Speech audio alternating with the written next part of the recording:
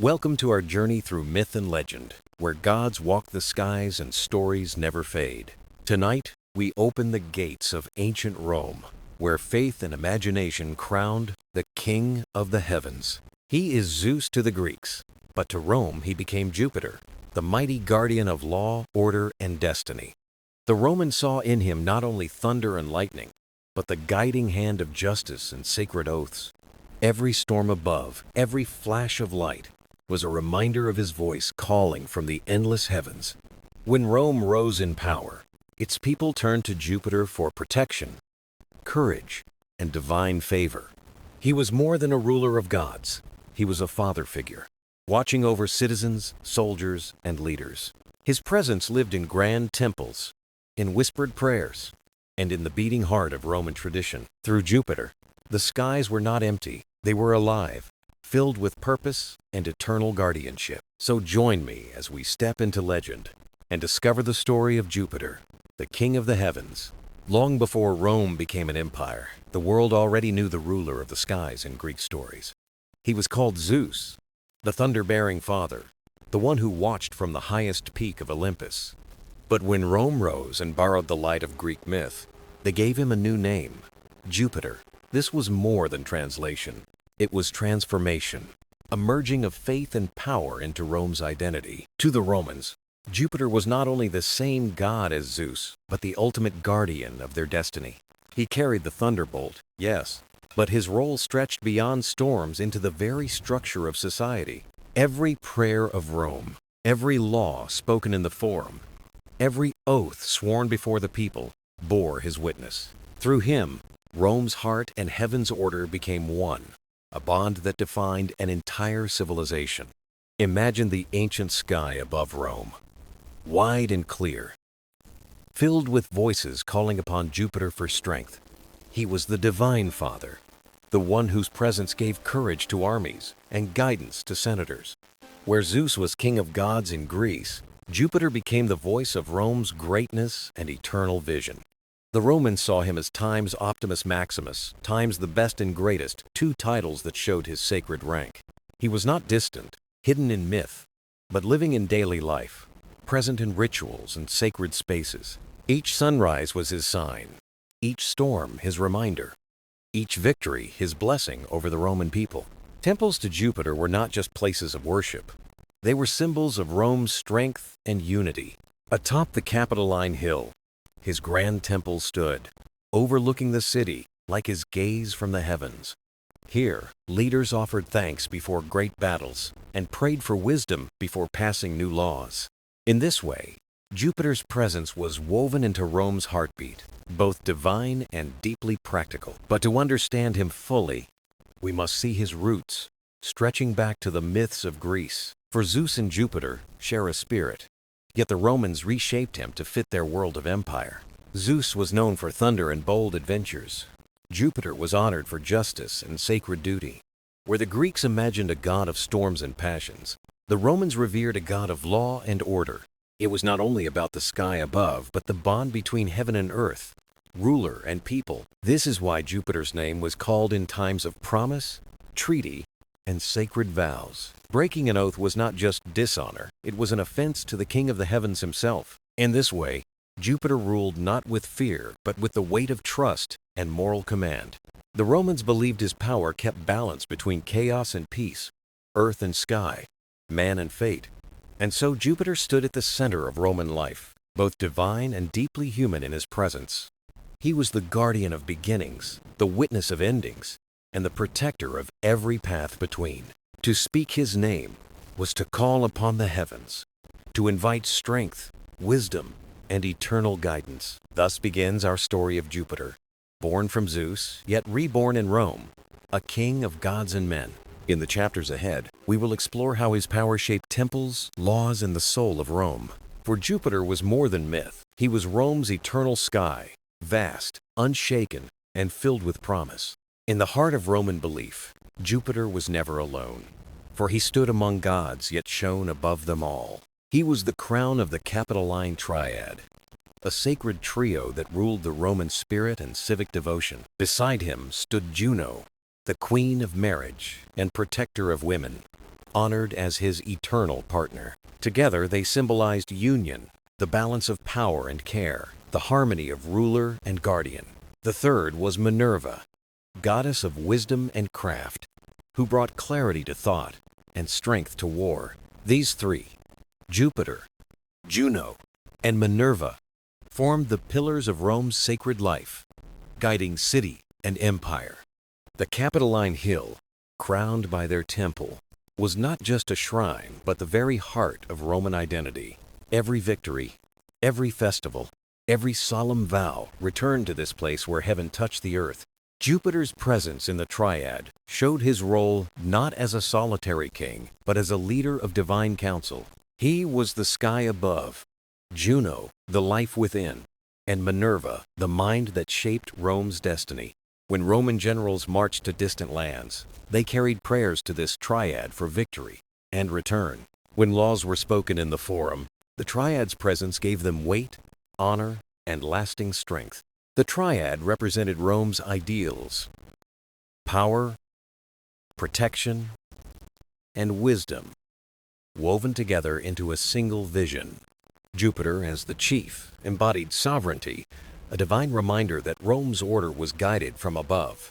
Juno reflected the family, the sacred trust of union, the care that held the empire's people together. Minerva offered intellect, craft, and the courage of strategy, giving balance to the might of Jupiter's rule. Together, they mirrored Rome itself, an empire built not on chance but on balance and divine guardianship. Jupiter's role in this triad was clear. He was the unshaken sky, the voice of authority, the eternal father. Festivals in his honor were not just moments of joy, but acts of unity, binding citizens to each other. When priests lifted their hands to Jupiter, they lifted the hopes of Rome, high as the clouds above. The people believed that as long as Jupiter stood watch, their city would remain protected and eternal. The temple of Jupiter Optimus Maximus was not only the city's crown, but the soul of its endurance. Here, triumphal processions ended, with generals laying down laurel crowns at the feet of the god. Here, the Senate offered thanks for victories and prayed for wisdom before making decisions of state.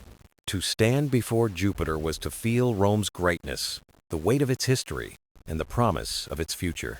Unlike Zeus, who often ruled in passion, Jupiter's Roman face was calm, steady, and profoundly just. He was the protector not only of gods, but of contracts, promises, and the sacred trust of society.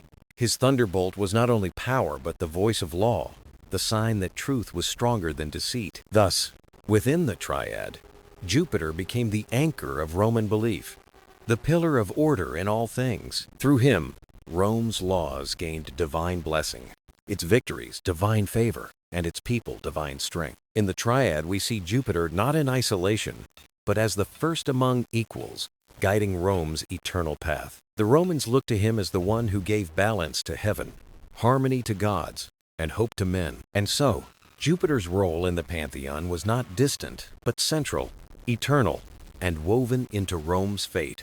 To the Romans, Jupiter was more than a name. He was a language of symbols written across the sky. Each symbol spoke of his power, reminding mortals that the heavens were never silent or empty above them. The thunderbolt was his first and greatest sign, a weapon of light hurled from the hand of eternity. But it was more than a weapon, it was the voice of justice, a flash that cut through lies and darkness. When lightning split the night, Romans saw it as Jupiter speaking, guiding, or warning those below. His thunder was the echo of authority, not a roar of anger, but a call for respect and obedience. The eagle was his companion, soaring higher than any bird, strong, fearless, and unyielding in flight. Romans saw in the eagle a reflection of empire itself, majestic, bold, and destined to rule the skies.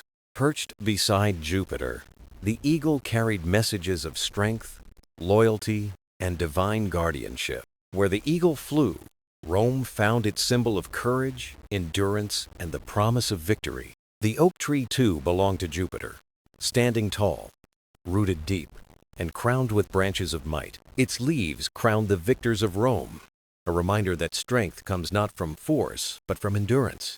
The oak symbolized stability, the strength to weather storms. just as Rome endured through the ages. Together, thunderbolt, eagle, and oak formed a trinity of symbols, binding heaven's will to earthly life. These were not random signs, they were sacred emblems that shaped how Romans viewed power and faith. When a general won a triumph, the eagle was carried before him, shining like Jupiter's eye on earth. When laws were spoken, oaths invoked the thunderbolt, warning all that Jupiter's justice watched closely. And when citizens crowned their leaders with oak leaves, it was Jupiter's blessing resting on mortal heads. Symbols gave life to belief, making the unseen visible, the divine tangible, the eternal close at hand. Through these emblems, Jupiter was never distant. He lived in the very fabric of Roman daily life. The eagle spread its wings on standards of legions, marching across lands as Rome's living symbol. Each soldier knew that by following the eagle, he followed Jupiter himself into the heart of destiny. The thunderbolt was carved into temples, coins, and statues, a constant reminder of heavenly power. It declared that Rome's strength was not only human, but drawn from the king of the heavens above. The oak, humble yet eternal, decorated crowns, homes, and festivals as a sign of Jupiter's care. Its branches shaded altars. Its strength whispered promises of stability and divine guardianship. Romans believed that as long as these symbols endured, Jupiter's watchful eye would never turn away. They turned the ordinary world into a canvas of meaning, where nature became the language of gods. A storm was not just rain, but Jupiter's hand.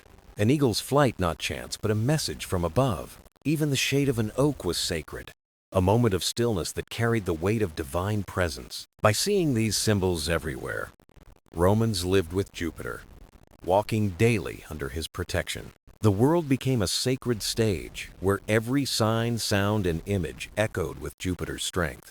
Through thunderbolt, eagle, and oak, the king of the heavens spoke silently yet powerfully to his people. And so, Jupiter's symbols were not only images, but living bridges between earth and the eternal sky. Jupiter was more than the god of thunder and sky.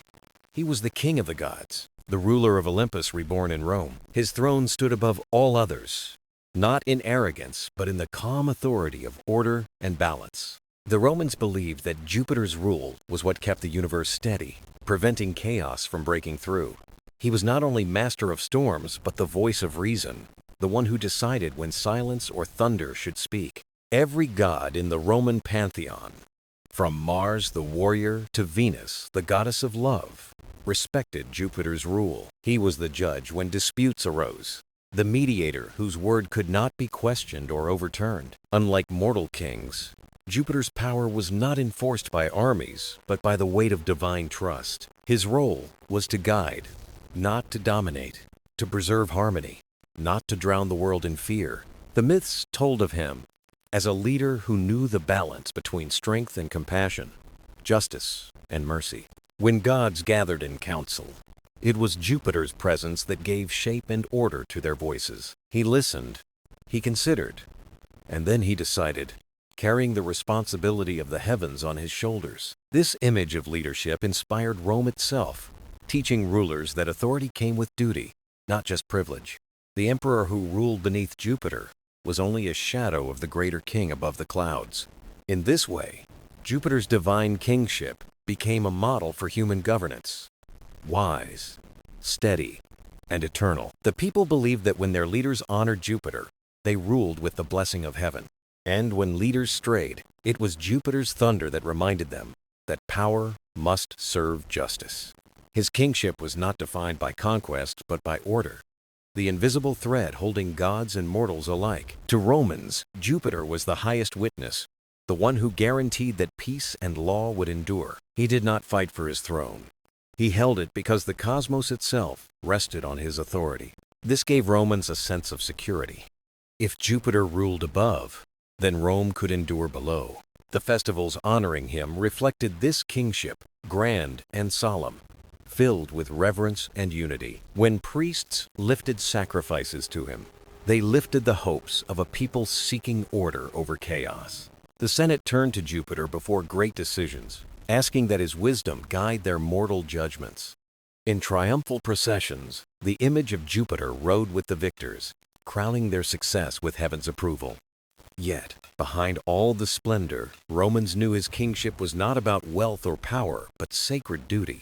He was father to gods, guardian to mortals, an eternal king whose reign brought meaning to the universe. Every flash of lightning was his reminder that no force, divine or human, could overstep the bounds of order. Every quiet night sky was his promise that harmony could endure when justice was honored and upheld.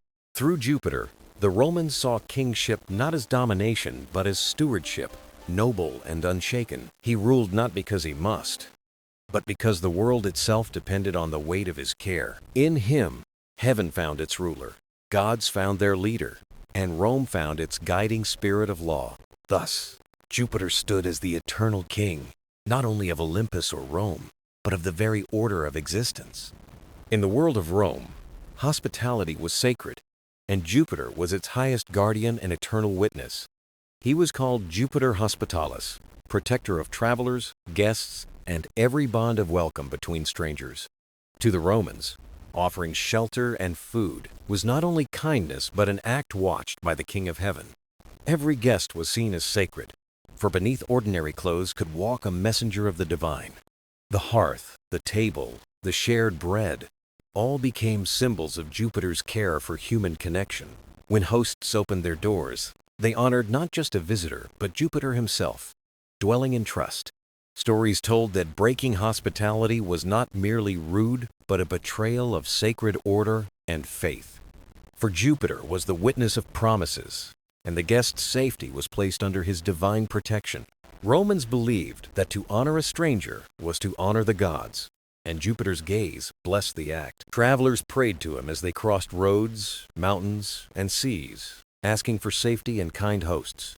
The bond between host and guest became unshakable, for Jupiter's name sealed it as a sacred duty. An oath sworn over shared wine or bread was as powerful as any vow spoken before the Senate. Even emperors bowed to this tradition, knowing that Jupiter's law extended to palaces and humble homes.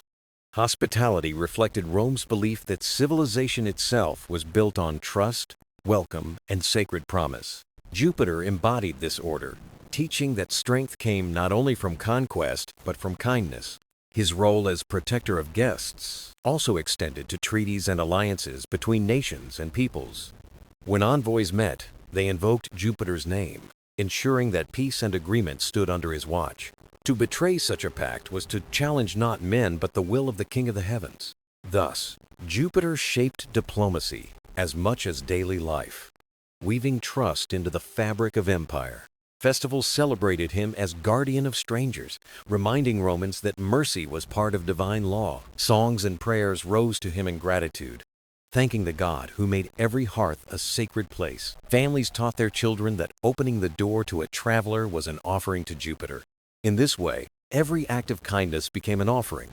Every meal shared a silent prayer. The idea spread far. To welcome a guest was to invite blessing. To turn away was to reject it. Jupiter's thunderbolt might strike injustice, but his blessing rested on homes that honored his sacred law. Romans saw hospitality as a shield, a way to keep peace alive even in a world of conquest. It showed that the empire was not only a force of arms, but a keeper of sacred traditions. For in the eyes of Jupiter, generosity was as noble as courage, and as eternal as justice. Every inn by the roadside, every home with an open door, carried the spirit of Jupiter Hospitalis. He watched, not from afar, but through every shared meal, every safe rest, every hand extended in welcome.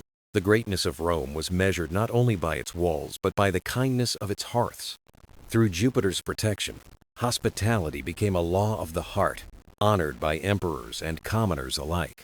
So the Romans remembered, to welcome was divine, to betray was dishonor, and Jupiter guarded both. Thus, in the promise of bread and salt, in the warmth of a stranger's fire, Jupiter lived. Jupiter was not only a god of the heavens, but also the divine guardian of justice and sacred law. To the Romans, he was Jupiter Optimus Maximus, the greatest and best protector of truth and order. Every oath, every vow, whether spoken in temples or courts, was sealed under his watchful gaze. Breaking an oath was not simply dishonor, it was defiance against the king of the heavens himself. In his name, treaties were bound, marriages consecrated, and rulers pledged their duty to the people. His justice was not swift vengeance, but the steady assurance that truth would always overcome deceit. Romans believed that his thunder was a voice warning liars and reminding mortals of sacred promises. The temple on the Capitoline Hill was his throne on earth, where senators sought his divine approval. Before making decisions of war or peace, Rome looked upward, calling on Jupiter to bless their cause. He was more than a god of lightning, he was the highest court, the eternal judge beyond corruption. No bribe, no whisper, no trick could sway him, for his law was written in the very fabric of the skies. In his presence, truth was unshakable, and falsehood collapsed under the weight of divine justice. His role shaped the heart of Roman life, teaching that society must rest on fairness and trust. The smallest oath of a soldier and the grandest treaty of emperors both carried Jupiter's seal. Every Roman knew that to lie under oath was to invite the wrath of the skies themselves. His justice stretched beyond Rome, reaching across allies, enemies, and all who stood under the heavens.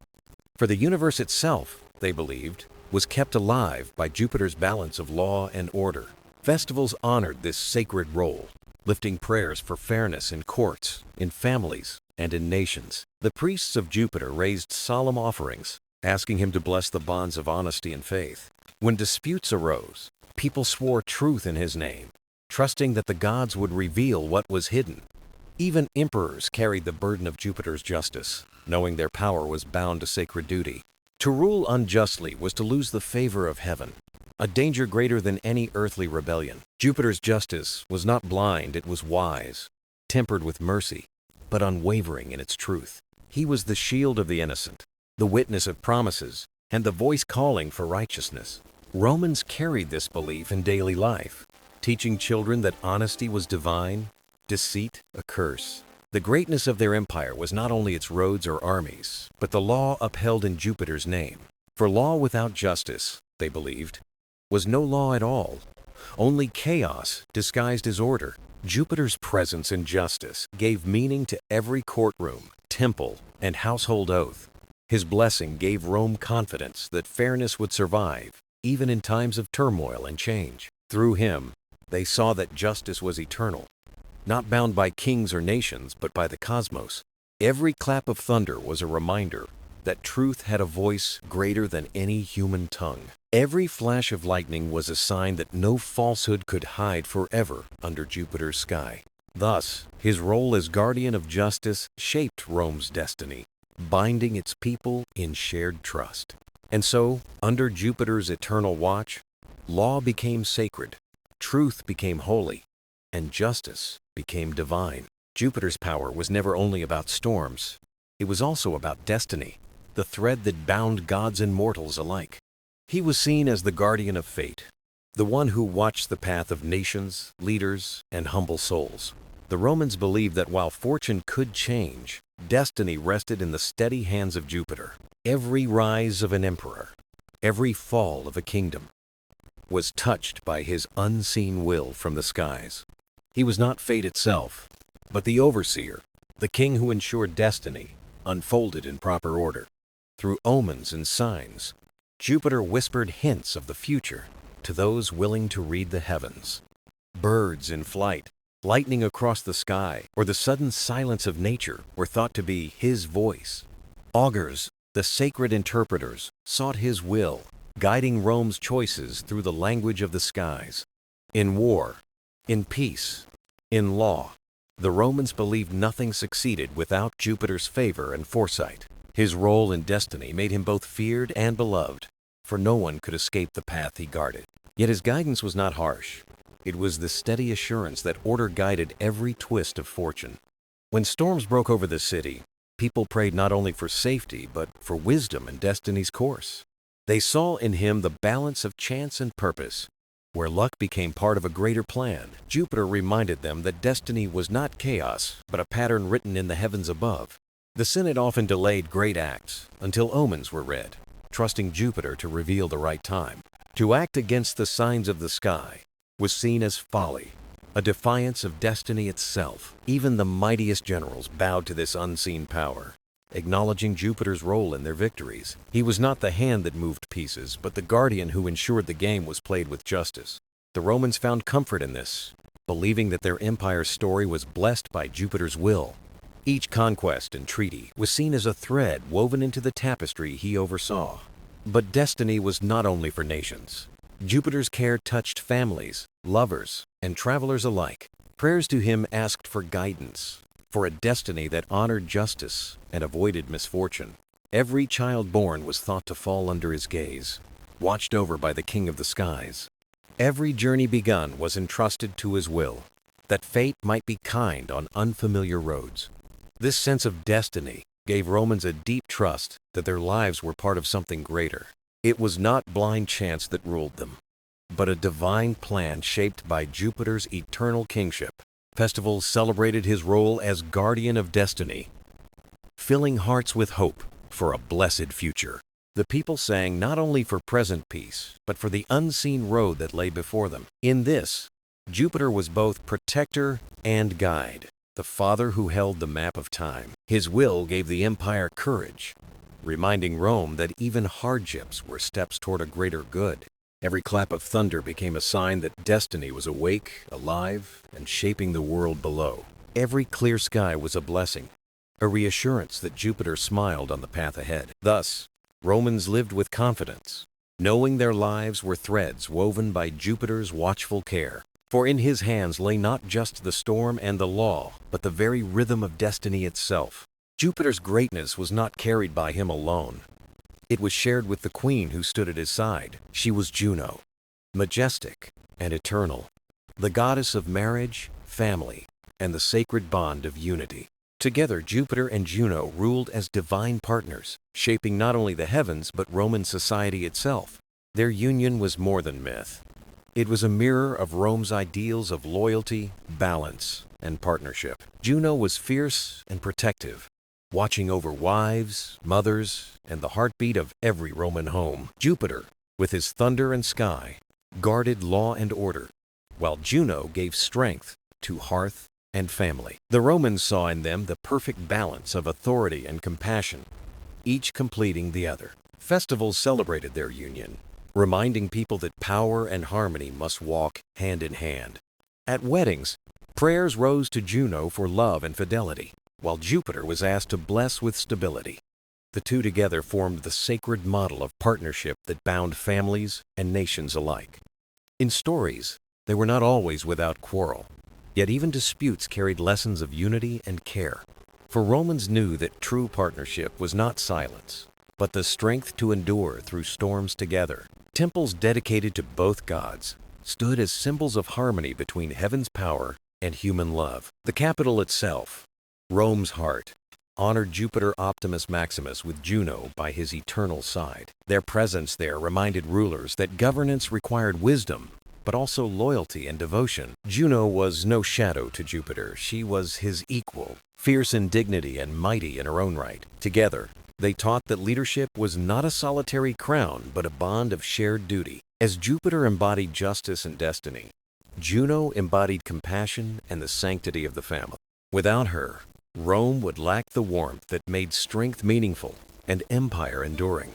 When people prayed for children, for love, for peace in their homes, they turned to Juno and Jupiter. Their names were spoken together, Father and Mother of gods, eternal guardians of divine union. For every Roman, this divine marriage was a reminder of their own bonds, fragile yet sacred. Partnership in Rome was not seen as weakness, but as the foundation of strength, stability, and trust. The bond of Jupiter and Juno proved that even the highest throne was shared, not held alone. Through them, Romans learned that true power lay in harmony, not in isolation or pride. Their relationship carried the lesson that family was as sacred as law, as eternal as the skies. Festivals like the Matronalia honored Juno's role, yet Jupiter's blessing always stood beside her. Together they were guardians of both public order and private love, inseparable in Roman hearts. The myth of their union gave Rome confidence that heaven itself supported the bonds of family life. Even emperors looked to them as examples, knowing that a ruler without loyalty could not endure. The sky and the hearth, the thunder and the home, the law and the love all met in their union. Their partnership became a living story, retold in temples, prayers, and the daily lives of Romans.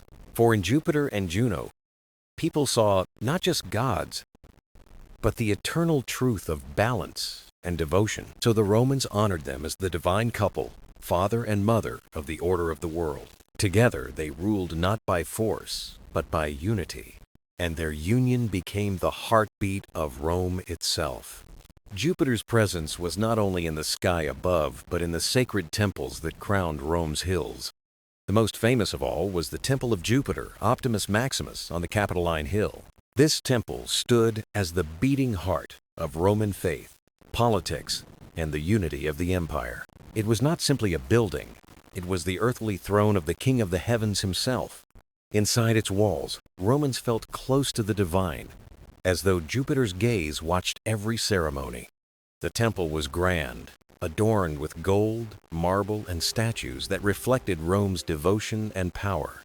Here, the people celebrated festivals, offered sacrifices, and bound their oaths before Jupiter's might. When generals returned victorious, their triumphs ended at the steps of his Capitoline temple. Crowds gathered as spoils of war, and offerings were laid at Jupiter's feet in gratitude and reverence. The temple was a symbol of balance, where divine will and human ambition met in sacred harmony. For Romans, to honor Jupiter at his temple was to ensure the favor of heaven on their endeavors. The Senate itself often turned to this place, seeking guidance before decisions that shaped the empire. Even emperors knew their rule was incomplete without the blessing of the god enshrined there. Other temples across the Roman world echoed this devotion, spreading Jupiter's presence across provinces. Each temple was a reminder that the skies were never far, that divine order touched every corner. In these sacred spaces, prayers for justice, safety, and prosperity rose like incense to the heavens. Festivals such as the Ludi Romani filled the city with games, music, and offerings in his honor. The people believed that joy itself was a fitting tribute to Jupiter, who blessed them with life. Priests of Jupiter, the Flamines, tended his rituals with strict devotion and unwavering reverence. Their service was not casual, but bound by sacred duty, reflecting the seriousness of divine worship. Through these temples, Jupiter was not distant. He was part of daily Roman life and tradition. Every citizen, from senator to soldier, farmer to merchant, carried him in prayers and rituals. Even in far provinces, temples built for him united diverse peoples under Rome's divine protector. The grandeur of these sanctuaries showed that Rome's strength rested not only in arms, but in faith. For in every stone laid, every prayer spoken, Jupiter's presence was woven into the empire's soul. The temple bells, the smoke of sacrifices, and the chants of priests carried his name through time. This devotion reminded Romans that they were never alone. The heavens themselves stood beside them. The Capitoline Temple endured fires, wars, and rebuilding, yet it always rose again, stronger and brighter. It became a symbol of resilience, just as Rome itself endured through trial and triumph alike. To see its shining roof was to feel hope, a beacon that Jupiter's favor still rested on Rome. Pilgrims traveled from afar to glimpse its majesty and offer their devotion to the King of Gods. The temple stood not just as stone and marble, but as the living heart of Roman spirit and unity. So long as Jupiter's temple stood, the people believed the empire itself would endure with strength. For in those sacred halls, heaven touched earth, and Rome found its bond with the eternal divine. Jupiter's legacy did not end with temples or myths. It lived on in the daily spirit of the Roman people. For Romans, to speak his name was to call upon the highest order of justice and divine authority. He was not only the god of kings, but the god of the farmer, the soldier, and the ordinary citizen. The farmer looked to the sky, praying to Jupiter for rain to nourish the fields and bless the harvest. The soldier prayed before battle, asking for courage and the strength of Jupiter's thunder in his heart. Merchants too prayed to him for fair trade, safe journeys, and protection under his eternal gaze. Through every walk of life, Jupiter's power was felt as both protector and judge of human actions. Romans believed no oath was sacred unless sworn before Jupiter. guardian of truth and integrity. Breaking such an oath was not only dishonor, but a direct offense to the King of the heavens. Thus, Jupiter's name was bound to law, morality, and the sacred trust between people and gods. He was more than myth. He was the invisible bond that held Roman society together through centuries. His influence shaped Rome's values: justice, loyalty, resilience, and faith in divine providence. Even emperors could not rule without honoring him, for their power was seen as granted by Jupiter. Coins bore his image, triumphs invoked his blessing, and his thunder was feared as divine warning. Every flash of lightning reminded Romans that their God still watched from the endless heavens. His presence was eternal, guiding Rome from its small beginnings to its vast empire of the world. And though centuries would pass, his name would echo through time, transformed yet enduring. When Rome embraced new faiths and new gods, Jupiter's legacy did not vanish, it became memory. His myths blended into culture, his temples into ruins, but his influence shaped Western thought. The planets themselves carried his name forward, Jupiter shining as the largest in the night sky. Astrologers and poets looked upward, seeing in that bright star the eternal king of the cosmos. Even today, his story is told not only as legend, but as heritage of human imagination and faith. For Jupiter, like Zeus, is more than a myth. He is a symbol of power, justice, and cosmic order. His thunder still rolls in our stories, reminding us of humanity's awe before the heavens. He stands as the voice of balance between strength and mercy, law and compassion, power and care. The Romans did not see him as distant, but as ever-present, guiding the fate of people and empire. And so his story became a thread in the vast tapestry of human belief and cultural memory. Each retelling carried with it the lessons of Rome: unity, loyalty, and reverence for divine order. Through Jupiter, Rome found its guardian, its teacher, and its eternal protector in the skies. And though empires rise and fall, the myth of Jupiter endures, glowing brighter than marble ruins. He is remembered not only as a god of Rome, but as a timeless figure of the human spirit. From the thunderclouds above to the shining stars, Jupiter's presence remains unshaken in memory. His legacy is carved not only in stone, but in the very way we think of power and the heavens. For when we speak of kings of gods, of divine justice, or of the majesty of the sky, we speak of him